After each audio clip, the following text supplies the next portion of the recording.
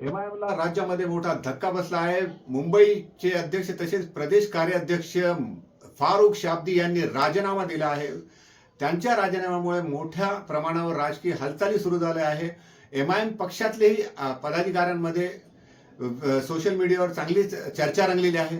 विशेष म्हणजे आजपर्यंत एमआयएमने आमदार खासदार निवडून आणले, परंतु त्यांनी शहरी भागामध्ये फक्त त्यांचा प्रवास नांदेड, तत्कालीन औरंगाबाद आणि आता सध्याचा छत्रपती संभाजीनगर या ठिकाणी त्यांनी चांगली कामगिरी केली होती. त्याच जोरावर त्यांनी धुळे, मुंबई आदी ठिकाणी आमदार निवडून आणले होते आणि मागील काही काळात त्यांनी नगर परिषदेमध्ये सुद्धा स्वतःचा एक नगर परिषदेचा उमेदवार निवडून आणला, अध्यक्ष निवडून आणला.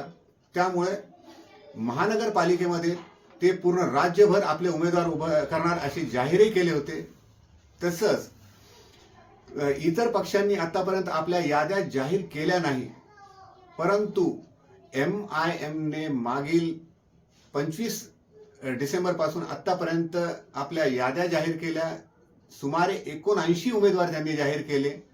विशेष म्हणजे 26 डिसेंबरला त्यांची मुंबईची यादी जाहीर होते आणि 28 डिसेंबरला प्रदेश अध्यक्ष सोलापूर आणि मुंबईचे अध्यक्ष फारुख शाब्दी हे राजीनामा देतात.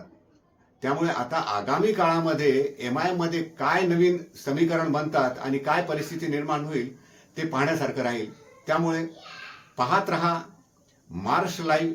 लाईक करा, शेअर करा आणि बेल आयकॉन क्लिक करा.